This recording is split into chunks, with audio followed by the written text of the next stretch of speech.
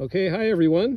I'm Eric Furpo, co-owner of In Season Market and Nursery, and today we're here with Vic Rosasco, my brother-in-law, by the way, and out at his place at Nutsy Acres, outside of Stockton, California. And Right. Vic is a master gardener. He's been growing avocado trees for about 5 years now. We're going to show you some of the avocado trees and the avocados that are on them, but first we're going to just ask Vic have him talk about what the factors are when you are deciding what kind of avocado tree to buy and where to plant it. Okay, take it away, Vic. Hi.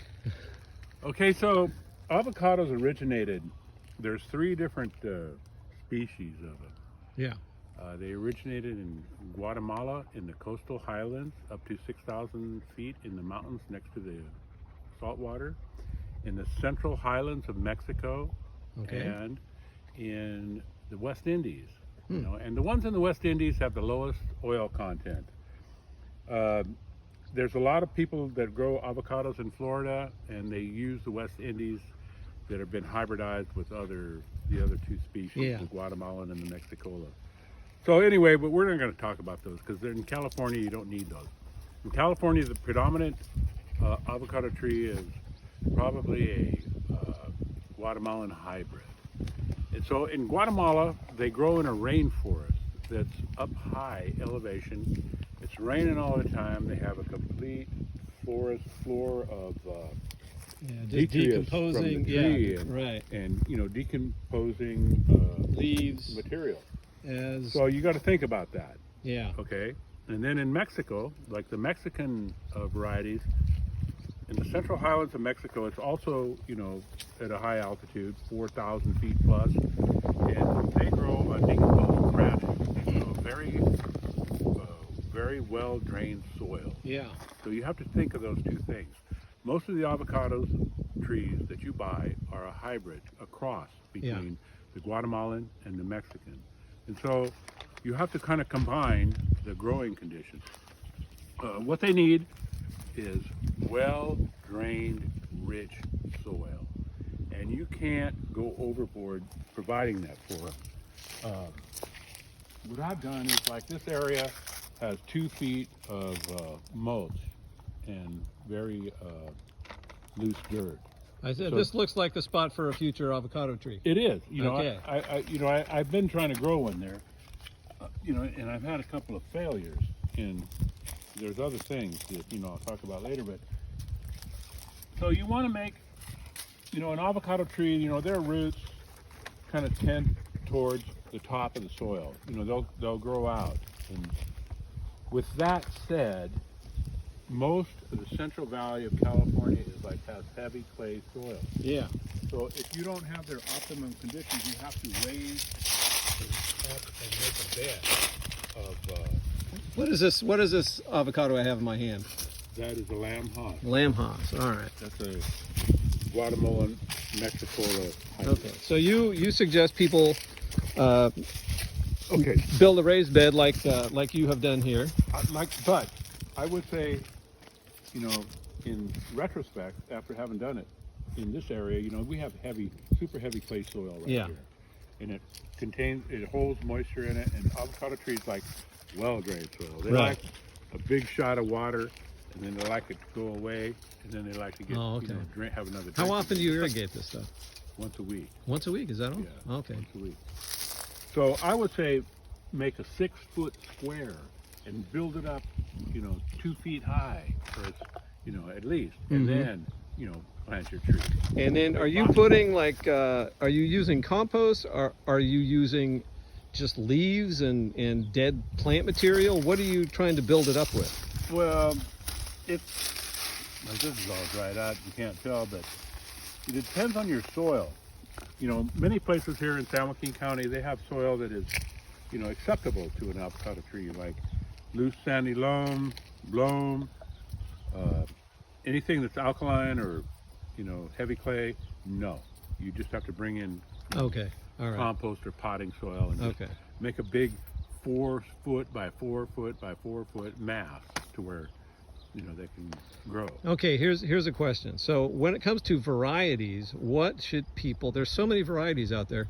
I mean, we sell like we have like 4 in our nursery right now, and we we get we try to recommend what we talk about the pros and cons of each, but there's many more than 4 varieties. So when it comes to choosing a variety, what do you look for? Well, in the Central Valley of California, you look for a variety that is frost tolerant primarily. Okay. And there's several, that meet that requirement. Like what? Like first is the bacon. Yeah. It's the frost hardiness to 23 degrees. Pretty good. The Edinger is to 21. Okay.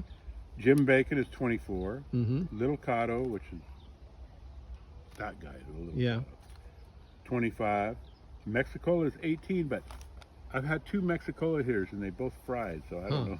I don't know what about those. What is a lamb? How frost tolerant is a Haas?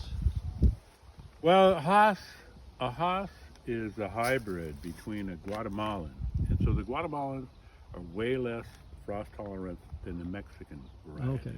So, but Just because of the climate they it's a come from. cross. Yeah. So, but Haas is 32 degrees. I know that by heart.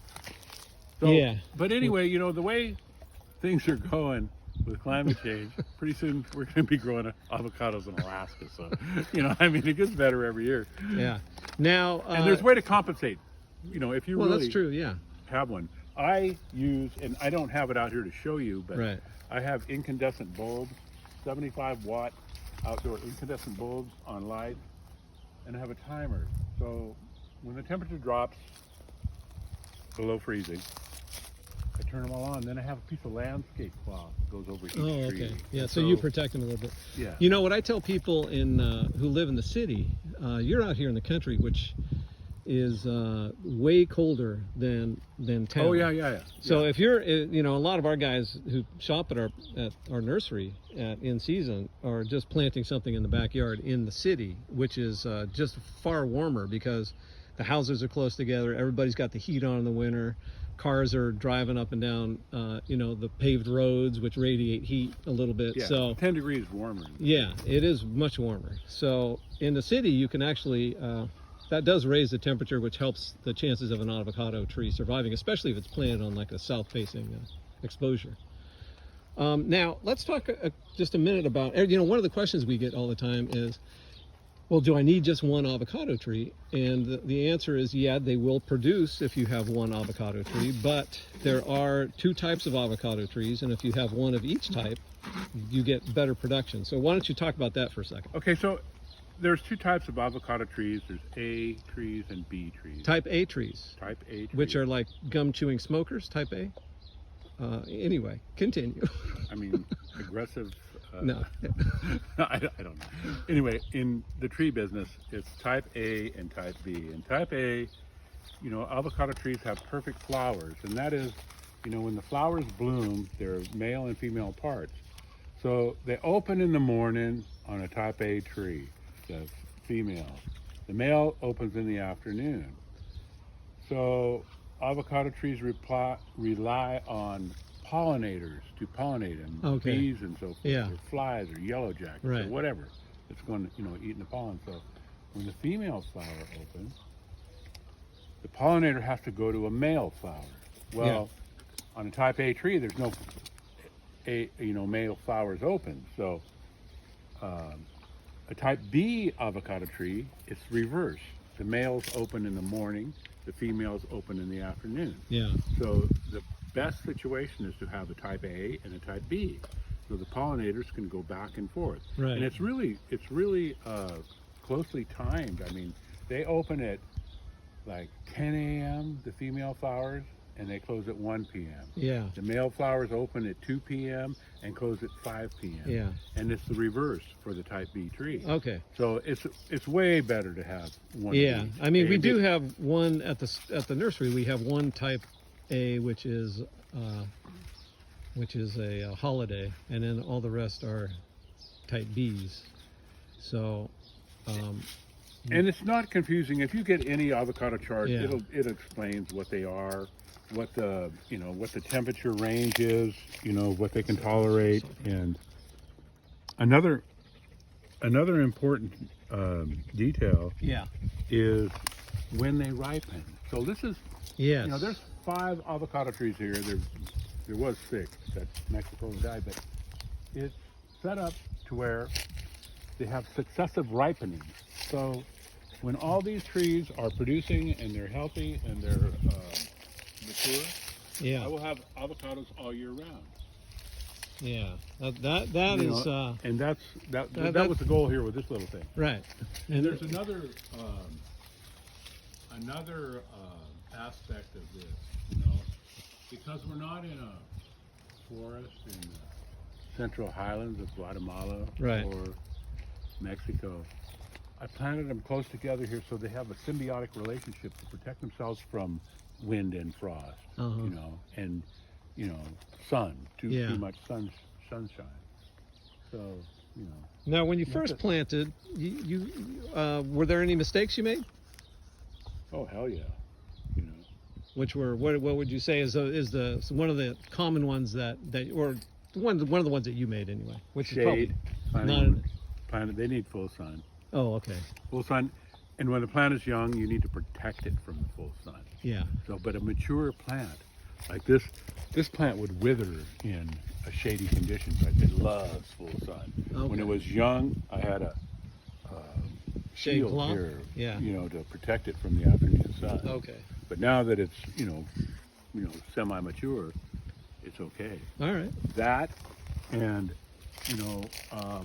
Getting the soil plant right. them- the soil is the main thing. I mean, I really don't feel good about this yet. I mean, there's 2 feet of mulch under where we're standing, but it's really, it's adequate, but it's, I would do better. I would put 3 or 4 feet. Huh. Wow. I would have a mound. People that are really into it and grow, in hospital conditions where they grow avocado trees, they build a mound. Inhospitable. Inhospitable. Yeah. They build a mound. Okay. So. All right. And you got to look for the most protected place. Here in this area, the north wind in the wintertime is a killer. Okay. Because when it's 32 degrees and that wind's blowing 20, Right. it's 12 degrees. Yeah.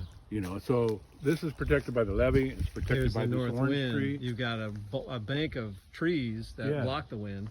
Right. And you want that afternoon sun. So you want to use your structures and your fences, and you want the morning sun and you want the afternoon sun. So it has to be on the southeast of your structure or your fence or wherever you put it. It's very important. That and the draining soil is the most important thing.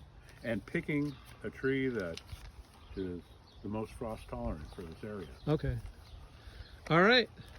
That was great advice. Thank you, Vic Rosasco. And thanks for watching.